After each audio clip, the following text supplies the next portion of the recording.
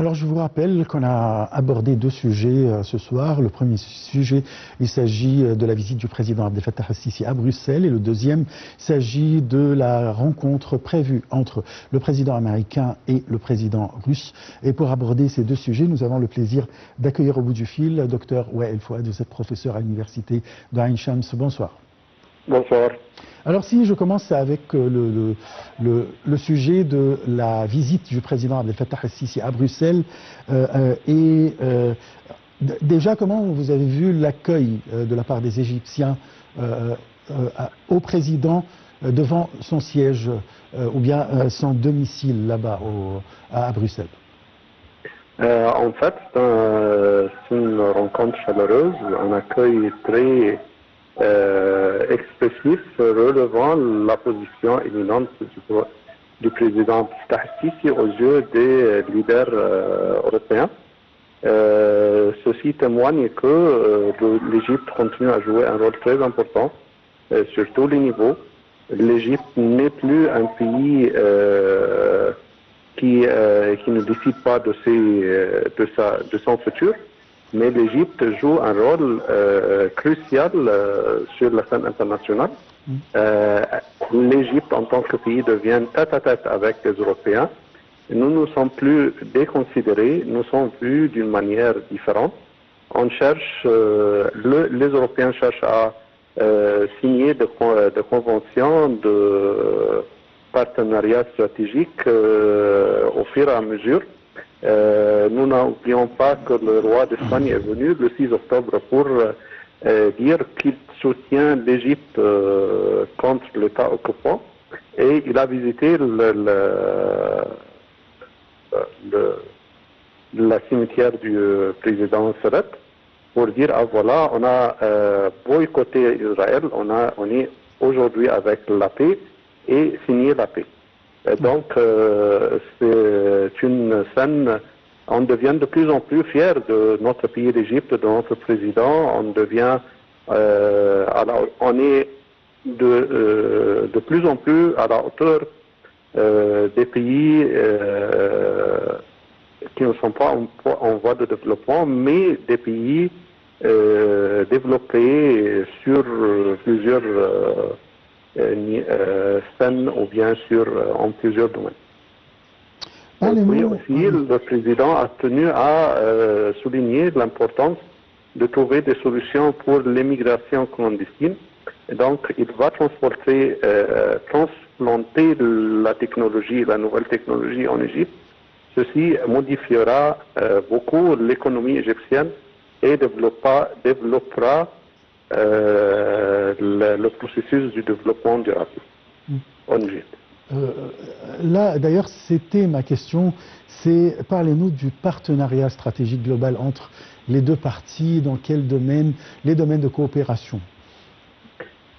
Sur les divers domaines de coopération, l'éducation, l'économie verte, le problème du gaz, on voit que l'Europe a de plus en plus besoin des sources d'énergie différentes pour rompre avec les conventions déjà signées avec la Russie.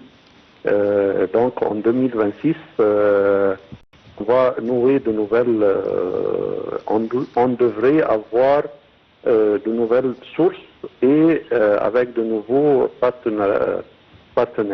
L'Égypte a fondé l'association des sources énergétiques gazolières et aussi l'économie verte à travers la COP 27.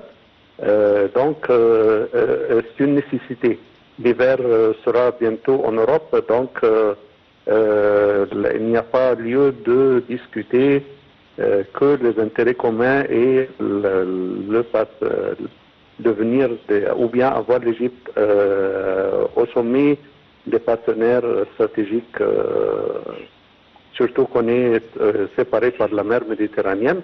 Donc la distance ou bien les voyages, la transportation, le tourisme, les hommes d'affaires qui ont besoin de nouveaux marchés en Afrique, la main-d'œuvre nécessaire en Allemagne pour remplacer la Turquie aussi et dans d'autres pays. Donc, ce sont un ensemble de dossiers très importants à revoir et à modifier positivement la situation. L'Égypte accueille beaucoup d'entreprises européennes sur son territoire. Alors, comment vous trouvez cette présence de la part des entreprises européennes? Ces entreprises témoignent que notre économie devient de plus en plus fructueuse, que l'ensemble des démarches suivies pour attirer les investisseurs devient vraiment des démarches réelles sur terre, attirantes aussi. Le problème des Européens souffrant de la manque de jeunesse, donc ils ont besoin de la main-d'œuvre. Ici, ils viennent pour former une main-d'œuvre qui devra être bien qualifiée suivant les normes européennes. Les normes européennes. Donc, c'est un échange d'intérêts et de profit pour les deux parties, les Européens et l'Égypte. Oui. Là, il y a beaucoup de pays européens, je cite entre autres la France, l'Angleterre, l'Espagne, qui ont reconnu un État palestinien et la solution à deux États. Alors, est-ce qu'une telle position rapproche quand même entre l'Égypte et l'Union européenne?